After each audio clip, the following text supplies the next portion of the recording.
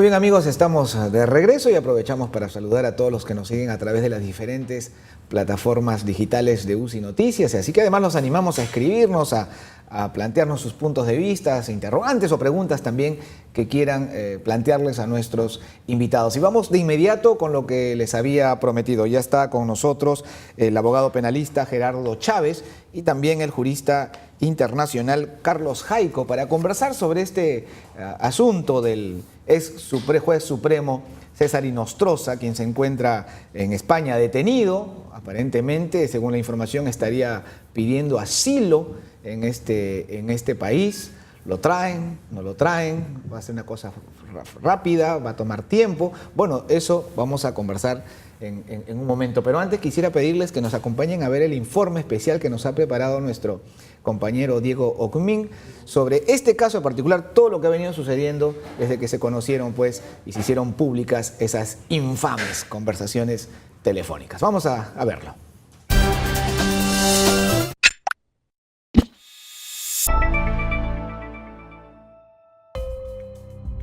Le duró poco. El ex juez supremo César Inostroza pasó la noche en una prisión en España. El juez José de la Mata de la Audiencia Nacional Española ordenó prisión preventiva y sin fianza para César Inostroza, luego de haber fugado hace unos días de nuestro país. César Inostroza, acusado de pertenecer a la organización criminal Los Cuellos Blancos del Puerto, fugó del país durante la madrugada del 7 de octubre por la frontera ecuatoriana. A pesar que el pasado 13 de julio el Juzgado Supremo de Investigación Preparatoria dictó una orden de impedimento de salida del país. El pasado 4 de octubre, en el Pleno del Congreso, se aprobó la destitución e inhabilitación de César Inostroza por 10 años para ejercer la función pública. Inhabilitar por 10 años para el ejercicio de la función pública al vocal supremo César Inostroza Pariachi.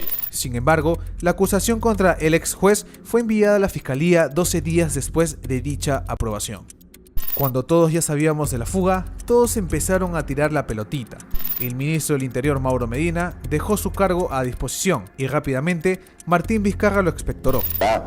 Hemos hecho la primera reacción aceptando la renuncia del ministro del Interior porque es el responsable político de toda esta irregularidad. Alguien renuncia porque tiene responsabilidad. De tal manera que ahí también el presidente tiene que dejar de hacer discursos y actuar más. Bueno, la responsabilidad política entiendo que el Ejecutivo la está asumiendo al aceptar la renuncia del ministro del Interior. Las responsabilidades caen directamente en migraciones ¿no? en el sector interior.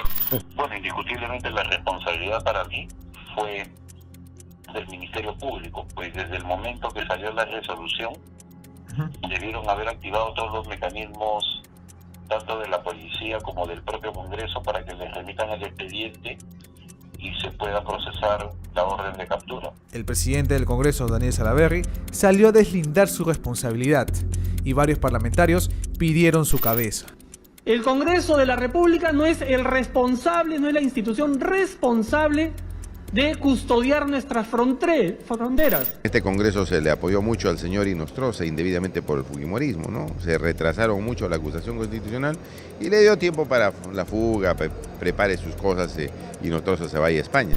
Obviamente que la tiene el Congreso de la República, de que esto sería grave y que el presidente del Congreso, de confirmarse esto, debería dar un paso al costado. Luego de 11 días, el pasado viernes, el presidente Martín Vizcarra confirmó que ya lo capturaron. Nosotros el día de ayer, jueves, inmediatamente hemos tramitado a través de Interpol para lograr lo que es la alerta roja.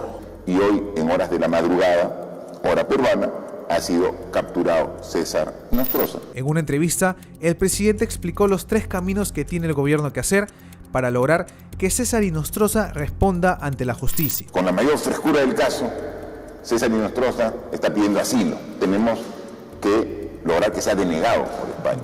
Uno es de que lo expulse y otro que corresponde ya a un trabajo ya con el Poder Judicial de extradición que toma un mayor plazo. UCI Noticias habló en exclusiva con el abogado de César Inostroza, William Paco Castillo, y dijo lo siguiente. Es un derecho humano, instintivo, natural, que una persona busque guarecer dos bienes inherentes a la persona humana, ¿cuál es? La vida y la libertad. El huir del juzgamiento o de la aprehensión o de la cárcel no es, por lo menos en este país, un delito. Ahora, César Inostroza habría pedido asilo. ¿Usted cree que él es un perseguido político? El manoseo que se ha hecho de la persecución a César Inostroza, obviamente, claramente, pristinamente, están dándole un matiz eminentemente político, porque si no, Diego, ¿cómo se puede explicar que el propio presidente de la República haya, con un látigo, imaginariamente hablando, metafóricamente hablando, haya pechado al Congreso, haya presionado al fiscal y haya salido públicamente a llamar delincuente a un procesado que ni siquiera estaba con el proceso penal investigatorio formalizado, porque recién ayer se ha formalizado la investigación preparatoria. No ha empezado ni siquiera la investigación, tiene menos de 24 horas y el presidente, antes de formalizar la investigación preparatoria, está llamando delincuente a una persona que está siendo procesada. Entonces, ¿dónde está la presunción de inocencia? Hasta el cierre de esta edición, se conoció que César Inostroza permanecerá en el Centro Penitenciario Madrid 5, Soto del Real, y seguirá en la prisión española hasta que se resuelva su extradición al Perú.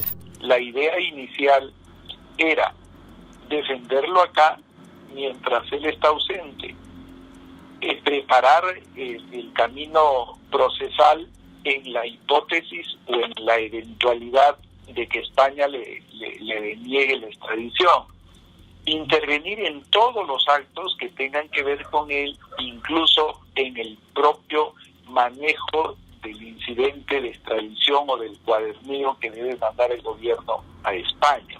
Esa era mi función.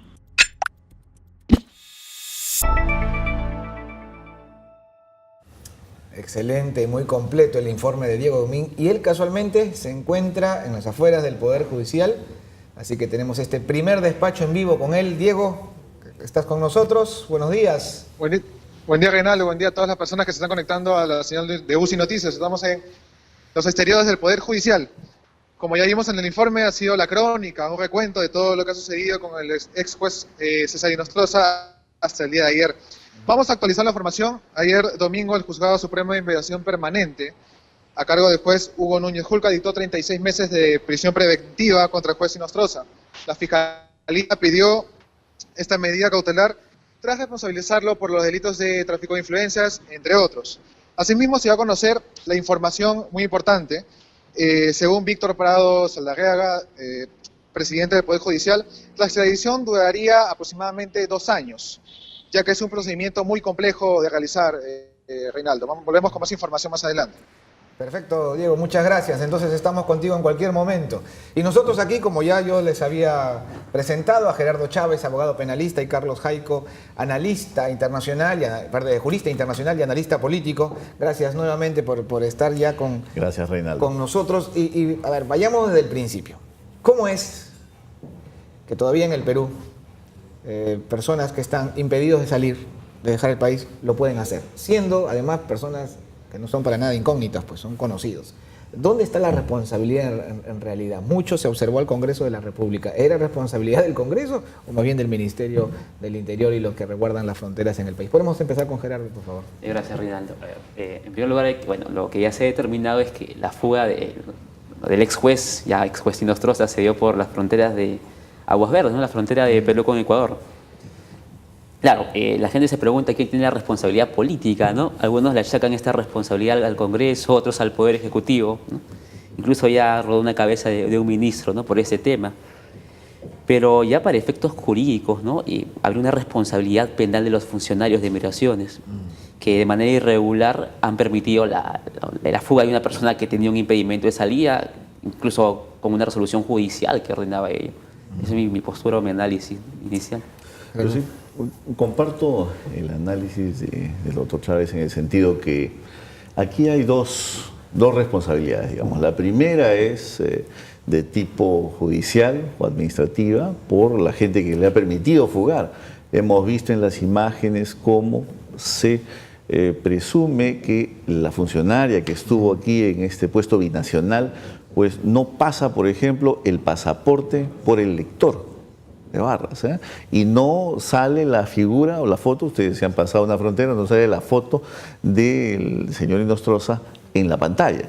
Entonces hace ahí el ademán que está, digamos, tecleando algo, pero que en el fondo no ingresa la salida del juez Inostroza. Entonces acá habría una investigación que se tiene que abrir y las sanciones. Profunda, ¿no? Porque exactamente. esa señorita, de hecho, responde a una orden. Exactamente, lo ha tenido que hacer de alguna manera. ¿No? Y el segundo punto político que también apuntábamos, creo yo que ya rodó una cabeza, el ministro del Interior pues puso su cargo a disposición, pero también aquí hay una responsabilidad del Congreso, que no hay que olvidar. Este expediente, esa resolución constitucional, durmió el sueño de los justos durante 12 días. 12 días en que pues prácticamente nadie tuvo, digamos, un poquito al espíritu de preguntarse qué está pasando, dónde ha ido esa resolución constitucional, qué va a pasar ahora, nadie. Entonces se dejó que pues él preparara ampliamente su fuga. Bueno, el oficial mayor también fue rotado, digamos, ¿no? Ajá. O sea, se buscan siempre las responsabilidades menores, ¿no? Sí, bueno, siempre alguien tiene que ahí que pagar, pero verán, el problema con los congresistas es que no pueden renunciar. Y aquí el tema también del presidente del Congreso es de que él tampoco quiere renunciar pues a la presidencia del Congreso. Ahora, algo que llama la atención, ¿no? El abogado del ex juez dice, fugarse no es un delito, pero conversando fuera de cámaras me decían que esto no está tipificado. Entonces, en realidad no cometió delitos al salir del país estando impedido legalmente de hacerlo. Bueno, técnicamente la figura de fuga de establecimiento penitenciario no configura un ilícito penal al no estar tipificada como tal en nuestra norma sustantiva, pero sí, como le explicaba fuera de cámaras, el apoyo o el favorecimiento a la fuga de un establecimiento penitenciario sí lo configura. Acá habría que determinar bien, porque la fuga no se da de un establecimiento penitenciario, sino estando el juez Inostroza en libertad, así que por un tema de tipicidad no habría cómo poder sancionar esta conducta. Lo que sí se demuestra es un evidente peligro de fuga, se ha fugado, ya el juez supremo de investigación preparatoria ayer lo ha señalado, y por eso es que se le ha dado 36 meses de prisión preventiva, ¿no? Bueno, la Interpol ya lo detuvo, se encuentra ahora en España, detenido, pero está pidiendo asilo, ¿verdad? Pero acá hay un tema que conversábamos también, no sé si es muy ligero mi comentario, pero el presidente habría metido la pata al llamarlo delincuente cuando se trata de una persona que está todavía en un proceso de investigación.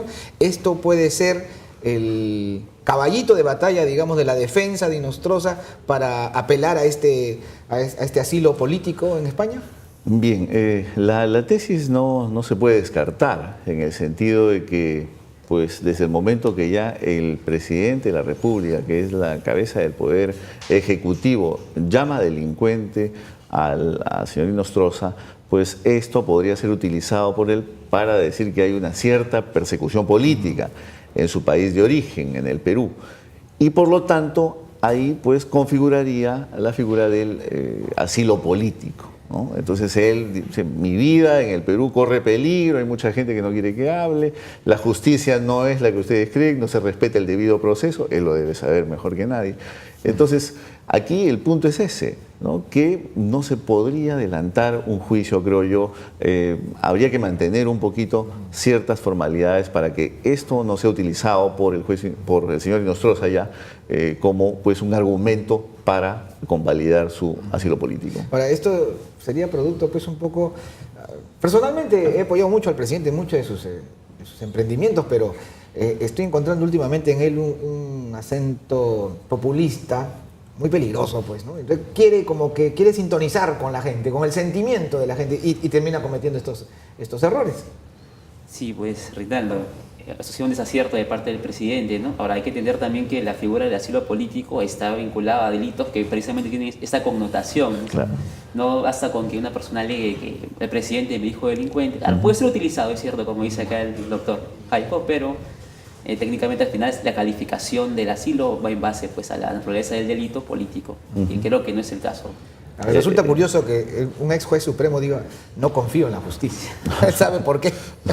Bueno, y precisamente para ahondar en el tema de este fundamento, el asilo político va a tener que ser revisado y él va a tener que aportar pruebas, y no es nada más de palabra que él podrá sustentar y decir me están persiguiendo.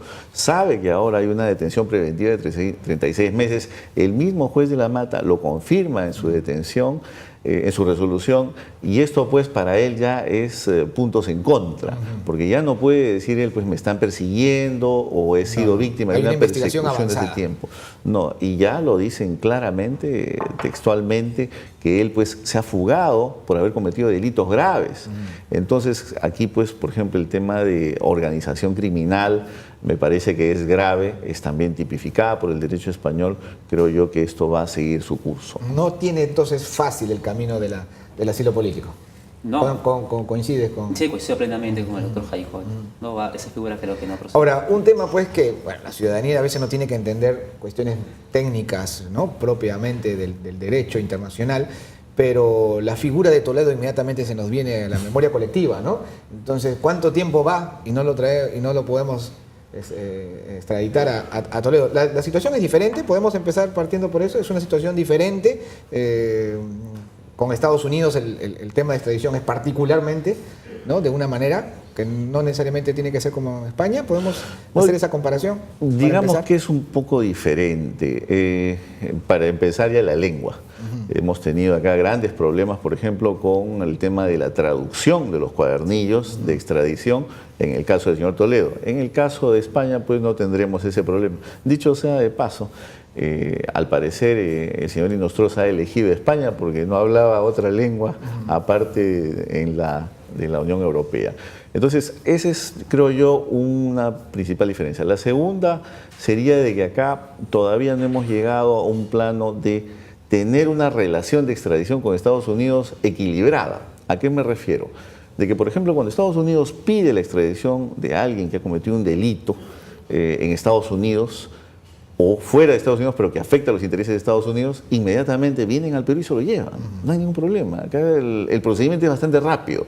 Ahora, nosotros no tenemos esa misma, digamos... no está equiparado. No tenemos el mismo trato con Estados Unidos y se está viendo cómo ya pues, se está prolongando demasiado en el caso Toledo, ¿no? Ahora, sin embargo, tampoco esto va a ser rápido. ¿Se habla de 2 años? Sí, bueno, el presidente del Poder Judicial, el doctor Parvaz Saldarriaga, ya tratando de calcular un plazo tentativo, ha señalado que puede ser un plazo de 1 año y medio, 2 años, pero hay que tener en cuenta que la extradición tiene 3 fases, pues una fase política, una fase administrativa y una fase judicial. Precisamente por esas fases procesales es que estos trámites demoran así. Hubiera sido ideal. ¿Podemos explicar para que nuestros televidentes nos sigan estas 3 fases, digamos? Bueno. ¿Cuál es el procedimiento? ¿Qué es lo que se tiene que hacer? En realidad el procedimiento es bastante engorroso.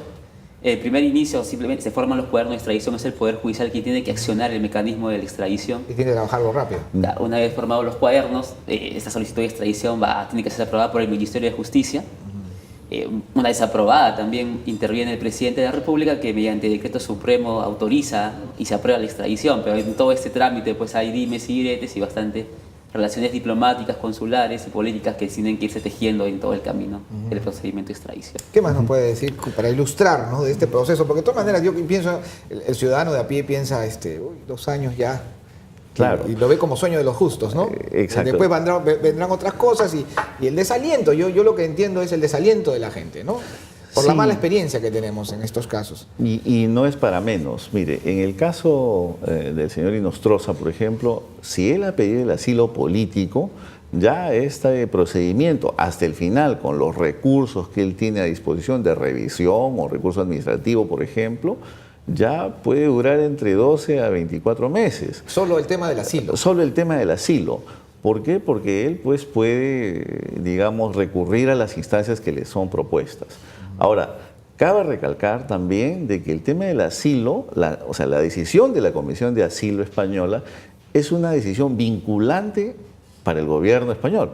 Quiere decir que si la Comisión dice que hay razones para no extraditarlo, él se queda en España y el gobierno español no podrá hacer absolutamente nada para cambiar esa decisión. No es lo mismo con la extradición, como bien lo decía el doctor Chávez, en el sentido de que sí, pues es una potestad, al final hay una resolución y se decide de extraditarlo, el gobierno inmediatamente procede, pero es ya su propia potestad. No es lo mismo con el asilo, eso habría que dejarlo claro para que también pues, no nos sorprendamos si alguna vez él recibe este asilo y dice, pero ¿por qué el gobierno español no lo puede extraditar? No, porque es vinculante esta decisión. Ahora, ninguno de nosotros somos pitonizos, ¿no? Pero sí podemos tener sobre ustedes, ¿no? Particularmente, una visión como juristas y no sé si podemos pronosticar un resultado de todo este proceso. Podemos confiar de que Inostroza va a estar en el Perú y va a pagar por sus delitos. Empezamos contigo. A ver, mucho depende de las relaciones diplomáticas. Bueno, hasta el momento sé que las relaciones entre Perú y España son de lo mejor en temas diplomáticos. Yo considero, haciendo un análisis grosso modo, que sí, vamos a tener a César Inostroza acá. Claro, el tiempo sí, no lo podría ahorita, no me atrevo a decir una cantidad de meses, pero sí considero que sí se va a dar esa situación. Carlos. Pues yo considero que sí, también, o sea, se le va a traer, todo depende, y en esto pienso que el gobierno peruano está haciendo lo necesario, todo depende de desmitificar la historia que él debe estar construyendo alrededor del asilo político o los fundamentos para requerirlo en España. Y eso depende mucho del gobierno peruano, ¿no? Llegar, pedir, mostrar precisamente que él no es ninguna víctima, muy por el contrario, es cabeza de una organización criminal o presumiblemente tal. Entonces, para precisamente entrar en esta fase de asilo político y ya en su estado intermedio de determinar que no hay pues fundamento para un asilo político. Eso puede durar por lo menos entre 3 y 6 meses, no más. A partir de ahí los cuadernillos de extradición ya estarán hechos, el requerimiento se habrá hecho y yo creo que si avanzamos como tal, y lo dice el doctor Chávez, con esas buenas relaciones diplomáticas que tenemos con España, yo creo que no va a durar esto más de un año. Ahora, lo importante también es que no nos olvidemos del asunto, ¿no? Porque los medios de comunicación, la opinión pública, ¿no? Y por eso aprovecho que los tengo aquí y hablemos un poquito del caso de Alejandro Toledo. Porque bueno, también fue un caso de escándalo en su momento, pero el tiempo pasó, la gente como que se resigna a la injusticia en el país y nadie dice más nada. ¿Cómo estamos en ese proceso? Bueno, en el caso de Toledo ya hay un pedido también de prisión preventiva de 36 meses. El presidente, precisamente por sus relaciones personales con algunos funcionarios del gobierno estadounidense, decidió ir para allá. Precisamente les habrá parecido un destino más cómodo, ¿no? Pero el trámite de extradición ahorita se está llevando a cabo, ¿eh? O sea, la Fiscalía y el Poder Judicial, ¿no? Específicamente dentro de sus posibilidades, ¿no? Hace todo lo posible para atenderlo al presidente. ¿Cuánto tiempo va ya de este proceso? Bueno, la prisión preventiva fue el año pasado, no recuerdo exactamente, pero es vinculado al tema de la interoceánica. Calculo un aproximado de 8 a 10 meses que ya se debe estar tramitando ese cuaderno de extradición y esperemos que lo antes posible ya haya un resultado favorable para el ojo de la ciudadanía, el vigilante, que quede resultado de la justicia. Claro. ¿Qué nos puede decir, Carlos? Bueno, sí, precisamente este tema de, como apuntamos al inicio, de los cuadernillos de extradición han sido un problema porque había una suerte de ping-pong en el sistema de administración de justicia para saber exactamente, por ejemplo, qué cuadernillos se enviaban, si habían las pruebas necesarias, porque también cabe recalcar que el sistema de justicia americano es mucho más preciso en la terminología y en la acusación, sobre todo, sobre qué lo van a juzgar. Y quiere, el peso del asunto está allí, ¿no? Exactamente, y quiere un poquito más de pruebas, ¿no? Aquí nos basaríamos en pruebas indiciarias, en algunos elementos, para ya proceder, digamos, a una investigación preparatoria, por ejemplo. Pero allá no, allá se pide una certeza, incluso para poder, pues, acusar a alguien. Eso creo yo que está también siendo un problema, pero yo creo que será, pues, resuelto en los próximos meses. Bueno, como les decía, es importante, ¿no?, que la opinión pública, los medios de comunicación y quienes hacen análisis y son consultados, tengamos estos casos presentes, pues, para que no se nos olvide, ¿no?, hacer un seguimiento al trabajo que viene desarrollando desde luego las instancias que administran justicia. ¿Qué les parece si hablamos de la situación de Keiko Fujimori? Bueno. Pero creo que tenemos un informe de nuestra compañera Tiffany Tipiani para ver algunos apuntes y sobre eso seguimos conversando. Vamos a ver.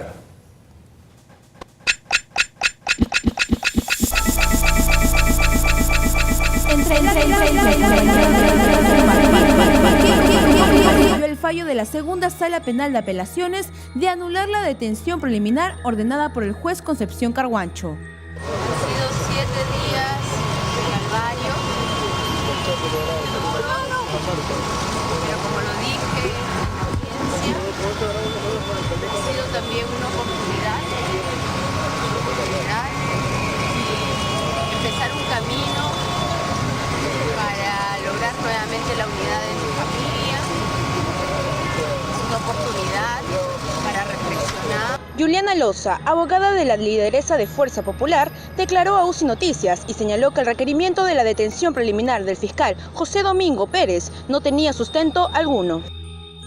Ha quedado evidenciado que lo que ha habido aquí es única y exclusivamente un copia y pega del requerimiento fiscal a la resolución judicial.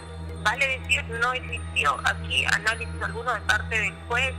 Luego de su liberación, Keiko Fujimori pudo reencontrarse con su familia en un almuerzo en su casa, en el cual asistieron sus hermanos, incluido Kenji Fujimori. Ambos hemos decidido no hacer mucho comentario al respecto, pero yo sí a él le agradezco el hecho que me haya ido a visitar cuando me encontraba en la sede de la DIVIAC, y hoy hemos estado juntos. Más que eso, para mí es un momento familiar. Keiko expresó su preocupación por la detención preliminar de sus asesores y su secretaria, quienes aún se encuentran cumpliendo la orden judicial. Mi gratitud por todos esos mensajes de solidaridad, y sí también quisiera mencionar mi preocupación por las 4 personas que todavía se encuentran injustamente detenidos. Yo espero que en las próximas horas o el próximo día se tomen la misma decisión correctiva que ayer la sala tomó valientemente por nosotros. La defensa de Keiko Fujimori presentará una recusación contra el juez Richard Concepción Carguancho para que éste no pueda evaluar futuros pedidos de la Fiscalía contra la lideresa de Fuerza Popular.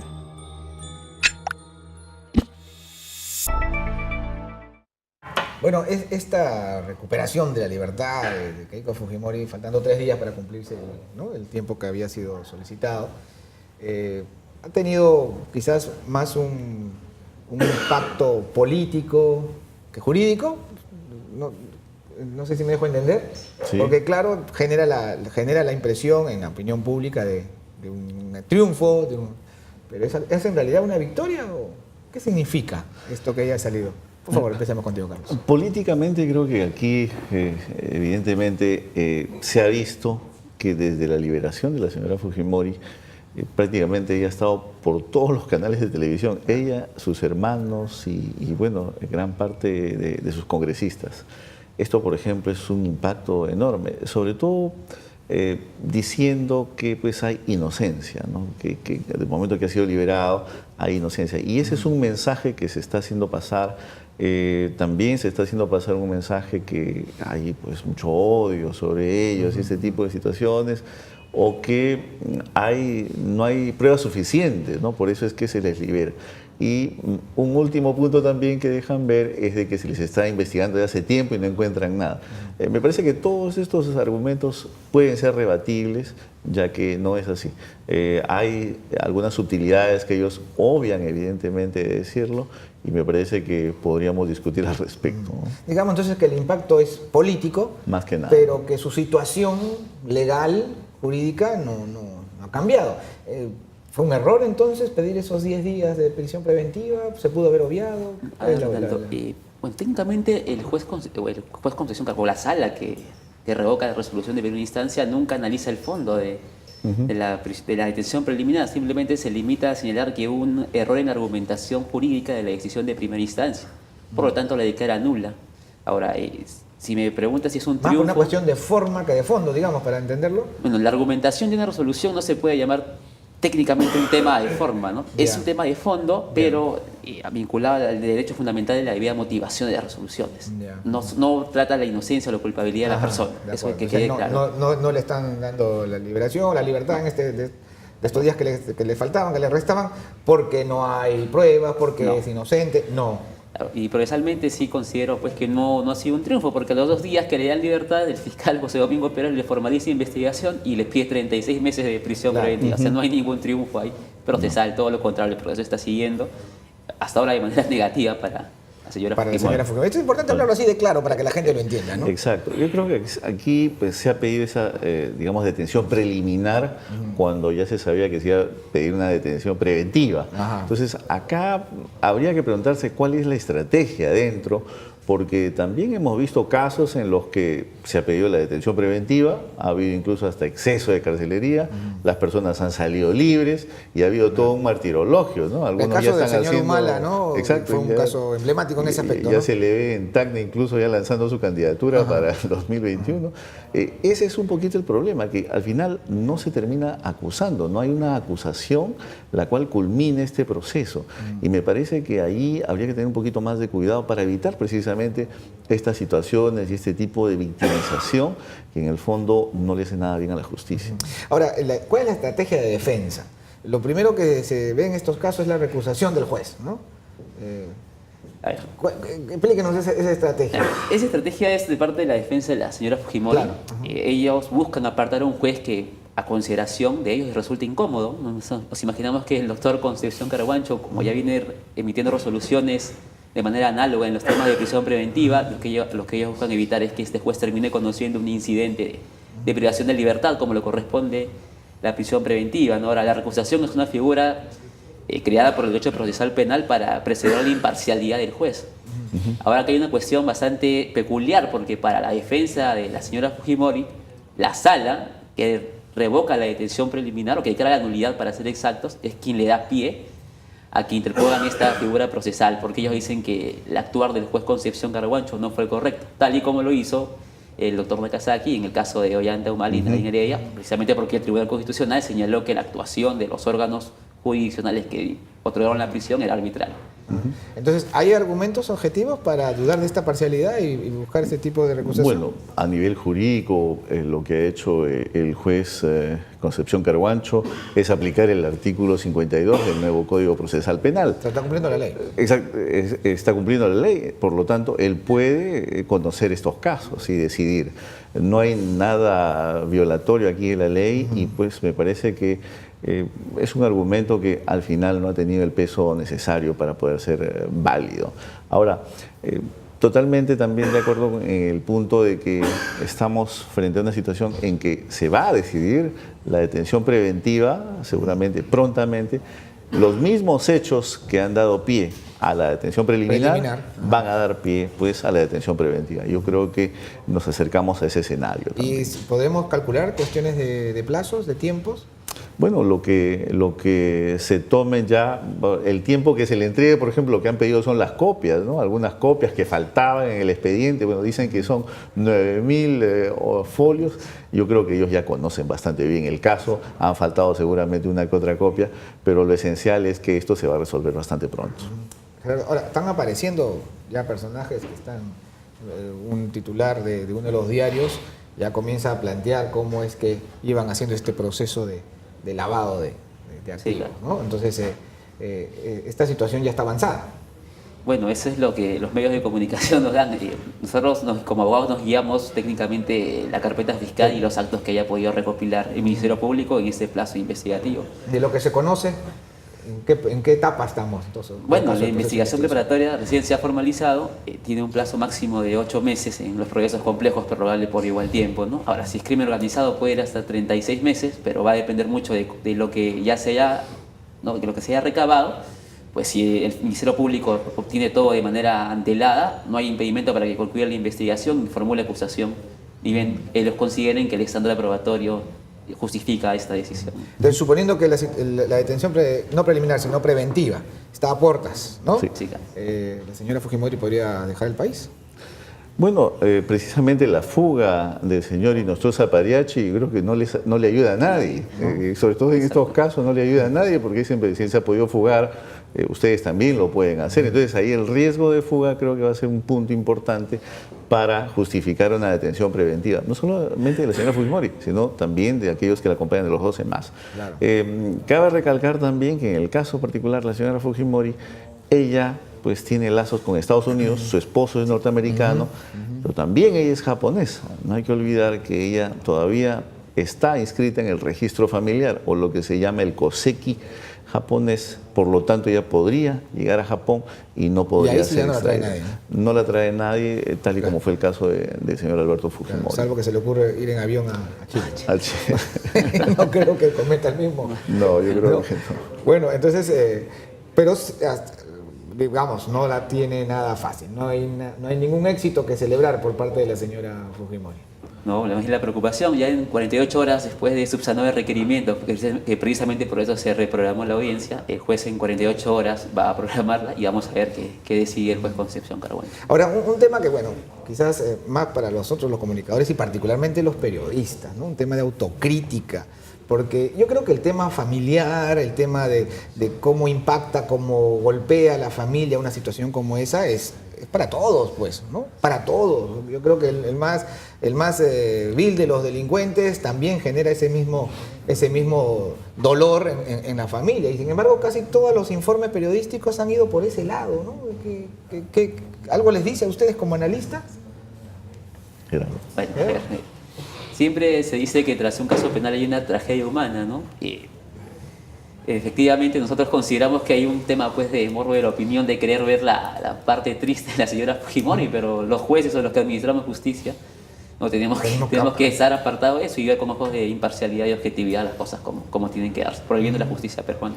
Carlos, acompáñanos primero a ver, a enlazarnos de inmediato con nuestra compañera Tiffany Tipiani. Ella se encuentra en la Plaza San Martín. Tiffany, buenos días. Buenos días. Así es, compañero, nos encontramos los ciudadanos, ¿no? A ver, señor, ¿qué tal? A ver, buenos días. ¿Se encuentra un ratito, por favor? Acerca del tema de Keiko Fujimori. ¿Usted considera que debe ir presa de nuevo? Ya te paso. A ver, un ratito va a terminar. A presión debe estar el padre y todo Fujimori debe estar en la cana ya. Ese viejo debe poder ir en la cana. El tema es... Lo malo que ha hecho acá en el Perú no debe estar afuera. Ok, y sobre el tema de César Nostroza, ¿usted confía que las autoridades van a extraditar al ex juez supremo de aquí en Lima? Que le traigan acá de una vez, a pronto nomás, para meter a la cana, que cate todos los robos que ha hecho él también. Muchísimas gracias, señor, por su opinión.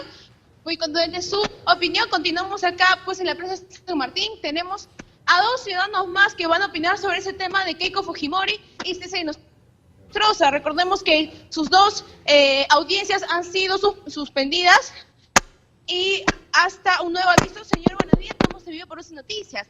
¿Usted considera que Keiko Fujimori debería de ir a nueva prisión? Sí. ¿Por qué, señor? Por todos los daños que ha hecho ella, pues.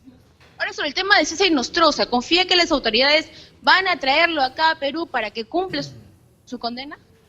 Le han dictado 36 meses de prisión preventiva. Que lo traigan. Sí. Señor, ¿y usted considera que Keiko Fujimori debería estar presa de nuevo o no? Todas las evidencias habidas y por haber, las investigaciones que ha hecho la Fiscalía, la decisión que ha tomado el juez Carguancho, las evidencias y los datos que ha proporcionado Barata desde Brasil, así como las declaraciones de los colaboradores eficaces, eso es indudable. La ruta que seguía el dinero demuestra que es... Está informado.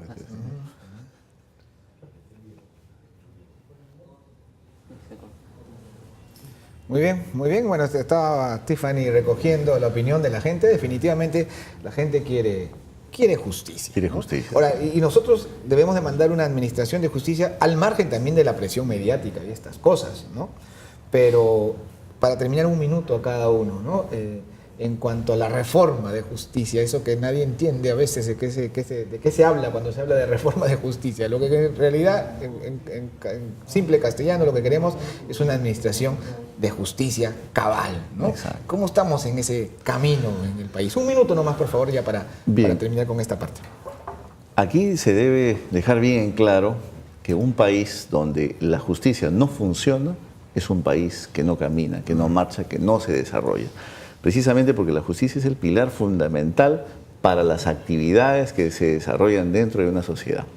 El caso del Perú, pues la justicia no ha cumplido este rol y lo vemos con todo tipo de situaciones como las puertas giratorias, por ejemplo, este tipo de licitaciones donde se compra y venden contratos, todo este tipo de venta de resoluciones del Poder Judicial y de los tribunales. Entonces todo esto creo yo que amerita pues una reforma profunda. Creo que con lo que se está haciendo en el referéndum es solamente un primer paso. Creo yo que habrían otros más profundos por hacer. Muchas gracias, Gerardo. Sí, igualmente suscribo lo que dice acá el doctor Jaico, ¿no? Es importante la reforma de justicia, el tema de la Junta Nacional de Justicia y ver cómo se aborda esta decisión políticamente una vez aprobado el referéndum en este tema. De acuerdo, muchas gracias nuevamente por su presencia. Estuvo con nosotros Gerardo Chávez, abogado penalista, y Carlos Jaico, jurista internacional y también analista político. Nosotros nos vamos a una pausa. Al volver estaremos con el general Alberto Jordán y el coronel Juan Santibáñez hablando de un tema importantísimo, la seguridad ciudadana. No se lo pierdan, después de esta pausa.